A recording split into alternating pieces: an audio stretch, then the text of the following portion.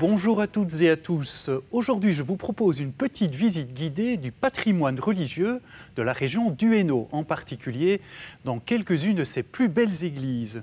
Pour nous accompagner dans ce parcours, j'ai le plaisir d'accueillir l'abbé Jean-Pierre Laurette, vicaire épiscopal chargé du service Art, Culture et Foi dans le diocèse de Tournai. Jean-Pierre Laurette, bonjour. Bonjour. Alors, dans le film que nous allons voir immédiatement, on va voir que justement les églises hainauières regorgent d'œuvres d'art qui ont ceci de particulier qu'elles veulent introduire aux différentes dimensions de la foi chrétienne. Je vous laisse tout de suite découvrir ce reportage réalisé par Corinne Owen et Jean-Louis Gios. On revient juste après pour quelques questions à notre invité. À tout de suite.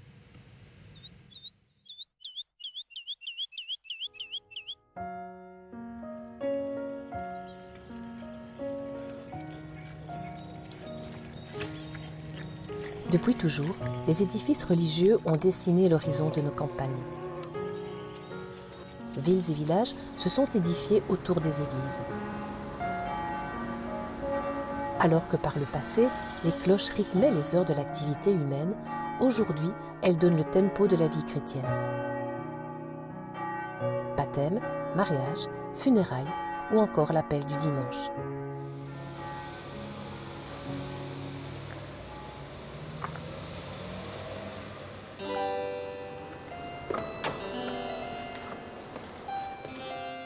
Les églises ont une architecture qui en impose. Un côté monumental et solennel qui confère à l'homme toute son humilité. Ouverte à tous, loin d'être un musée, l'église est toujours prête à accueillir le visiteur qui pousse sa porte. Commence alors un véritable voyage spirituel à travers l'architecture du lieu. Premier objet qui s'invite au regard est le baptistère, première étape de la vie chrétienne. On se trouve en face d'un baptistère qui est un peu particulier, en tout cas pour moi, c'est qu'il est un petit peu à l'écart. Il se trouve un peu à l'écart dans l'église. Est-ce que c'est normal? Il est tout à fait à l'écart de l'église. C'est-à-dire que le baptistère, au départ, a vocation d'être le lieu du baptême, lieu d'entrée dans l'église, lieu d'entrée dans la communauté chrétienne. Donc, on le situait soit à l'extérieur de l'église, ce qui existe parfois, soit à l'intérieur, mais tout à fait près de la porte, parfois même avec sa propre porte, et dans un endroit écarté où finalement peu de personnes entraient. Il est à sa place dans une certaine vision du baptême, où finalement c'était une vision d'un baptême, je ne veux pas dire en petit comité, mais quasiment. Très peu de personnes, papa, maman, parrain, marraine, quelques personnes, c'était tout. Et donc on avait ici une enclave de 6 à 8 mètres carrés et c'était suffisant. Avec l'idée du Concile Vatican II, on passe à une autre vision de la liturgie, où la communauté chrétienne s'élargit et s'élargit notamment à la dimension d'une communauté dominicale. Et c'est pour ça donc qu'il existe un autre baptistère qui est beaucoup plus loin et qui est au centre, plus ou moins au centre de l'église. C'était l'idée, c'est-à-dire que ce baptistère-ci n'était pas situé de façon cohérente pour la liturgie du baptême aujourd'hui. Seulement, il y avait un autre problème, c'est qu'on se trouve dans un bâtiment qui est un bâtiment classé, extérieur et intérieur. Dès lors, bouger ce baptistère allait demander sans doute des années de tracasseries administratives, etc., avec peut-être à la fin un refus. Et donc, on a pris une autre option, on se dit on va le laisser là où il est le témoin d'une histoire, puisque ce baptistère date du début du 19e, il est le témoin d'une histoire, mais aujourd'hui, on va imaginer un autre baptistère situé dans un endroit plus cohérent par rapport à la liturgie souhaitée par le Second Concile du Vatican. On va aller le voir. D'accord.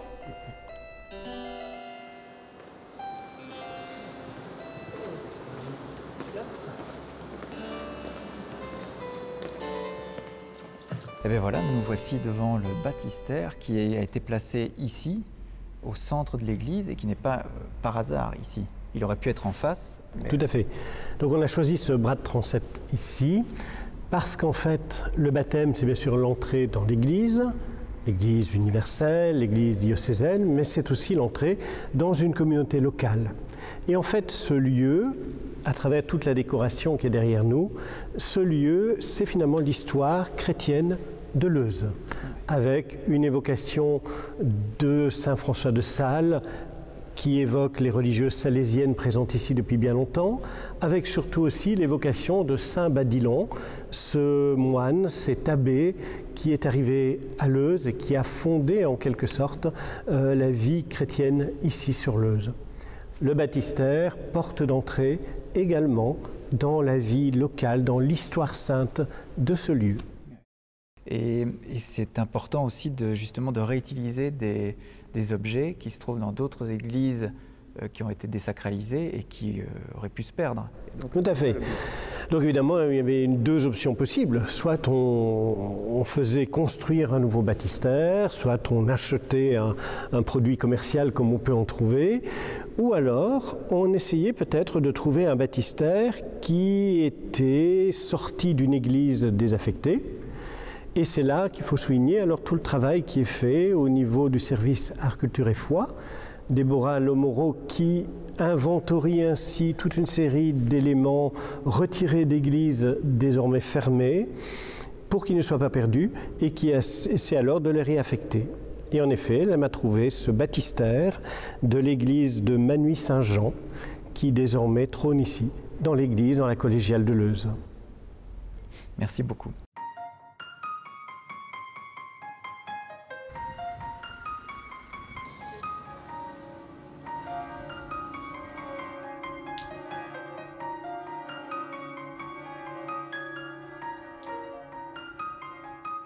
La deuxième étape de notre périple est la découverte du cœur de l'église, symbolisé par l'autel.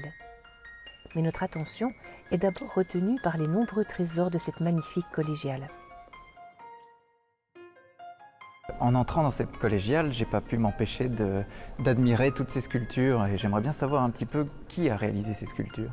Ces sculptures frappent en entrant dans cette collégiale, d'autant plus qu'elles contrastent avec l'architecture. L'architecture gothique de style brabançon, mais ces sculptures sont de style Renaissance, faites par un artiste montois, Jacques Dubreuc, qui était maître artiste de Charles Quint. En fait, il avait, à la demande des chanoinesses, réalisé un jubé qui séparait le chœur de la nef de la collégiale, avec toutes ces statues et bas-reliefs que nous voyons maintenant dispersés dans la collégiale. Ce jubé a été détruit à la Révolution française. Et après quoi, on a réparti toutes ces œuvres dans la collégiale, les statues que vous voyez et les bas-reliefs qui constituent l'autel majeur que nous avons maintenant devant nous. Et que représentent justement ces bas-reliefs? Vous avez au centre un bas-relief qui représente le repas pascal juif. Ça nous invite à relier l'Eucharistie avec le repas pascal des Juifs où ils célébraient la libération d'Égypte. C'est un texte qu'on lit le jeudi saint. La première lecture, tirée du livre de l'Exode, raconte ce récit où le peuple est invité à consommer un agneau rôti avec des herbes amères et du pain sans levain avant de sortir et de partir, de quitter le pays de l'esclavage pour sortir vers la terre de liberté. Cela veut dire que donc l'Eucharistie s'enracine dans une tradition juive du repas de la libération. C'est le repas du salut, l'Eucharistie. Il y a donc un beau lien qui peut se faire ainsi, et toute une catéchèse peut être développée. Sur ce panneau central, il y a bien sûr Jésus qui est au centre. On observe aussi la présence du disciple bien-aimé qui a sa tête contre la poitrine de Jésus. Et ça, c'est une tradition juive dans les récits de testament, de transmission, de bénédiction, par exemple d'Abraham, de son petit-fils Jacob, dans le livre des Jubilés, qui est un écrit juif du IIe siècle avant Jésus-Christ. On voit que Jacob a sa tête sur la poitrine d'Abraham. C'est un moment où les confidences se font, où un testament spirituel se transmet. C'est pourquoi on voit le disciple que Jésus aimait dans cette attitude. Intéressant aussi de repérer la position de Judas. On le voit là assis devant Jésus, on distingue bien une bourse qui pend à sa ceinture, et dans sa main, il a un couteau qu'il va, lui, tuer l'agneau de Dieu, le Christ. Bien, nous savons bien, en le livrant. Nous avons du côté gauche la scène de l'ex homo. Les Juifs ne pouvaient pas condamner à mort. Et ils ont recouru à l'autorité du procurateur romain, Pilate, lui demandant de prendre position. Et voilà, il interroge et il ne voit pas grand-chose de motif de condamnation en Jésus. Alors il le présente à la foule. C'était la tradition que pour la fête de la Pâque, on pouvait relâcher quelqu'un. Et il dit « Voici l'homme, ecce homo ». C'est une parole très forte, parce que c'est vrai d'abord, ça veut dire « voici l'homme dont vous voulez vous débarrasser ». Mais c'est aussi « voici l'homme qui va apporter le salut du monde ». C'est une parole en quelque sorte même prophétique. Et de l'autre côté, du côté droit, nous avons une scène où on voit encore Pilate qui se lave les mains. Pilate qui a été fort troublé par la rencontre avec Jésus, qui s'est révélé, il lui a demandé s'il était roi. Oui, je le suis, mon royaume n'est pas de ce monde, et je suis venu pour rendre témoignage à la vérité. Et alors il y a cette question très forte de Pilate, qu'est-ce que la vérité? Pilate est troublé. Et lui qui a été poussé à s'engager dans ce procès un peu contre lui, eh bien, il s'en lave les mains. Et c'est finalement parce que la foule a souhaité que ce soit Jésus qu'on condamne et qu'on relâche Barabbas que Jésus sera emmené pour être mené au calvaire, crucifié. Est-ce que l'autel est encore utilisé aujourd'hui? Oui, depuis peu. En fait, il n'était pas utilisable tellement l'autel était large. On ne pouvait pas se tenir derrière. On a fait des travaux en 2014-2015 pour permettre de célébrer derrière l'autel. Et on voit d'ailleurs les traces derrière, sur le carrelage, la marque de l'emplacement de l'ancien autel. C'est donc une restauration qui n'est pas uniquement esthétique pour valoriser des œuvres d'art, ça a aussi une finalité liturgique. Et je crois que les Montois sont contents de voir qu'on célèbre sur cet autel, et on le célèbre notamment à la Trinité pour la Ducasse, donc c'est quand même quelque chose de très important. Avant la procession, il y a une célébration de l'Eucharistie ici, et aussi lors de la remontée de la chasse. Il y a différentes occasions durant l'année aussi. Après avoir fait le chemin du baptistère à l'autel, de l'introduction de la vie chrétienne à l'Eucharistie, notre chemin est loin d'être terminé. C'est au fond de la basilique Saint-Christophe à Charleroi, et plus précisément de l'abside, que nous pouvons admirer cette partie appelée l'espace de gloire, et magnifiée ici par une mosaïque impressionnante.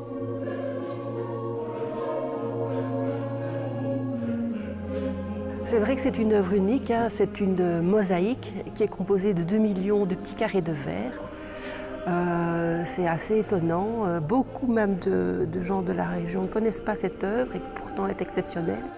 Elle a été conçue d'après des cartons d'un artiste local qui s'appelait Jean Rancy et elle a été mise en œuvre par des ateliers vénitiens. Donc c'est des tout petits carrés de verre, donc ça peut aussi rappeler tout le passé verrier de la région de Charleroi. Et cette mosaïque est inspirée par le livre de l'Apocalypse. Et elle s'inscrit dans l'agrandissement de l'église qui jusque dans les années 50 était assez petite et trop petite pour l'agglomération de Charleroi.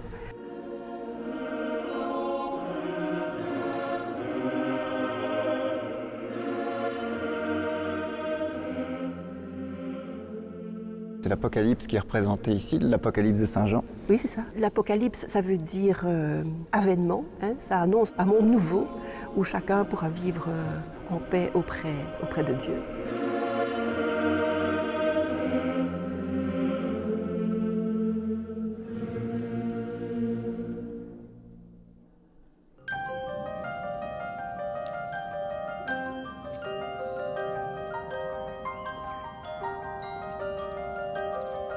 Notre pèlerinage touche déjà doucement à sa fin. Nous le terminerons à Chièvres. Dans les églises, l'iconographie est généralement très présente. S'y croisent chemin de croix, statues de saints et bien sûr les vitraux. Au-delà de leur expression artistique et par les histoires qu'ils racontent, les vitraux sont un peu comme une catéchèse en bande dessinée. Est-ce qu'on peut dire d'un vitrail justement qu'on le lit? Quelle est l'histoire plus particulièrement de ce vitrail central? Oui, central parce que central dans la foi chrétienne, c'est une trinité souffrante. Donc on y voit un Christ étendu sur la croix, ses bras d'ailleurs prolongent le regard vers les autres vitraux, un Père derrière en majesté, imposant. Alors qu'est-ce que ça nous dit aujourd'hui, en fait, ce vitrail? Eh bien, tout homme, et c'est vraiment commun à toute l'humanité, à un moment donné vit une souffrance, que ce soit l'abandon, que ce soit le rejet, la trahison, l'insulte. Eh bien, dans ce vitrail, on peut voir un petit détail qui change tout. On voit cette main qui porte cette croix. Et donc, cette main montre un Dieu qui peut paraître majestueux et puissant, mais en fait, il prend part à la souffrance de l'homme. Et c'est ça qui change tout dans ce vitrail. Ce n'est plus un Dieu imposant loin de l'humanité, mais plutôt un Dieu qui se joint à la souffrance humaine. Qu'est-ce que représente un vitrail pour un croyant? Parce que j'imagine que pour quelqu'un qui arrive et qui n'est pas catholique, qui voit ça comme un bel objet, mais pour un croyant, c'est quelque chose qui vit vraiment dans sa chair. Eh bien, ça rappelle sa foi, ça rappelle la foi chrétienne, ça lui rappelle que Dieu est Père, Fils et Esprit. On voit l'Esprit Saint sous forme d'une colombe. C'est traditionnel dans l'iconographie occidentale de représenter l'Esprit Saint sous forme d'une colombe. Les couleurs aussi sont importantes.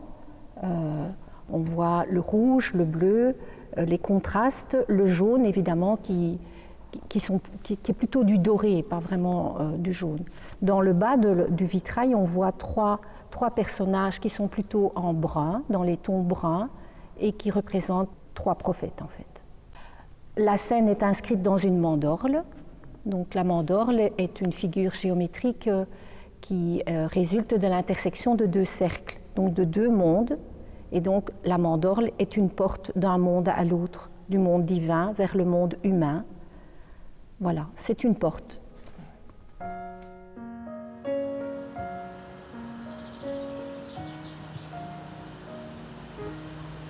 Vous l'aurez compris, découvrir une église, quelle qu'elle soit, est une aventure spirituelle. C'est l'occasion de plonger dans notre héritage culturel chrétien. L'occasion de redécouvrir un chemin que des générations de croyants nous ont légué. Un chemin de foi, fait de pierres et de symboles. Merci à Corinne Owen et Jean-Louis Juos pour ce magnifique documentaire sur les églises en Hainaut. Merci aussi au service Art, Culture et Foi du diocèse de Tournai d'avoir été à l'origine de ce documentaire. Alors justement, Jean-Pierre Laurette, vous êtes vicaire épiscopal, je rappelle, du service Art, Culture et Foi du diocèse de Tournai. Alors ce qui frappe dans ce film, c'est évidemment la beauté artistique de toutes ces œuvres d'art qu'on trouve dans les églises, mais aussi leur signification symbolique, chrétienne, à laquelle finalement on n'a pas toujours accès. Alors comment faire pour accéder à cette signification spirituelle, chrétienne? Est-ce qu'il y a des initiations, des formations qui existent? Il y a quelques réflexions qui se font. Il y a des paroisses où des notices historiques et parfois aussi avec un but catéchétique sont disponibles pour les gens qui rentreraient dans l'Église. Mais de façon générale, c'est encore un patrimoine, des ressources trop peu exploitées, me semble-t-il. On est devant un décalage, une perte de mémoire historique, culturelle, générale, y compris dans le monde chrétien. Et en même temps, on est devant tous des éléments qui sont visuels, et notre époque accorde de l'importance au visuel. C'est par le visuel que beaucoup de choses passent aujourd'hui. Et justement, ce film a été demandé à la réalisation pour lancer, pour stimuler une réflexion qu'un colloque qui s'est tenu le 24 septembre dernier à la cathédrale de Tournai a voulu promouvoir pour réunir à la fois des catéchistes, des amateurs de patrimoine, des membres de fabriques d'église, pour dire mais prenez conscience du potentiel catéchétique que recèlent vos églises, même des petites églises de village. Évidemment, ici, on a pris quelques exemples un peu extraordinaires, mais toute église a quelque chose à dire et à donner à cet égard. Est-ce que c'est important pour vous, Jean-Pierre Laurette, que les chrétiens, qu'ils soient d'ailleurs pratiquants ou non, soient conscients de cet héritage culturel, puissent le connaître, le découvrir? C'est important pour la foi elle-même? Je crois que ça peut la nourrir. Ça peut la nourrir. Et ça peut ouvrir des clés de lecture à des gens qui s'interrogent, un peu comme notre visiteur là. On ne sait pas trop pourquoi il rentre dans ces églises. C'est un curieux simplement. Ses motivations restent un peu inconnues. N'empêche qu'il regarde, du coup il se pose des questions et il essaie de trouver des réponses. Je crois qu'il y a là un véritable enjeu par rapport au patrimoine religieux et plus largement culturel de nos églises aujourd'hui. Alors on insiste aujourd'hui dans les différents diocèses, en tout cas en Belgique, pour que les églises soient ouvertes le plus souvent possible. Est-ce que d'après votre expérience, d'après ce que vous entendez, beaucoup de personnes entrent dans les églises pour regarder, pour admirer ce qui s'y trouve? Je crois que dès qu'une église est ouverte, des gens y rentrent. Ça peut être les promeneurs du dimanche, mais cela peut être également des gens qui discrètement vont aller allumer une bougie pendant la semaine, y passer un moment de recueillement. Enfin, ça se voit aussi bien dans les campagnes que dans les villes, où il y a énormément de passages dans des églises qui sont ouvertes.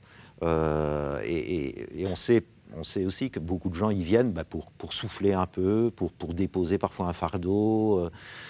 Oui, pour trouver une respiration que les supermarchés n'offrent pas, que les bureaux d'administration n'ouvrent pas, que les lieux de travail et même nos maisons n'offrent pas nécessairement.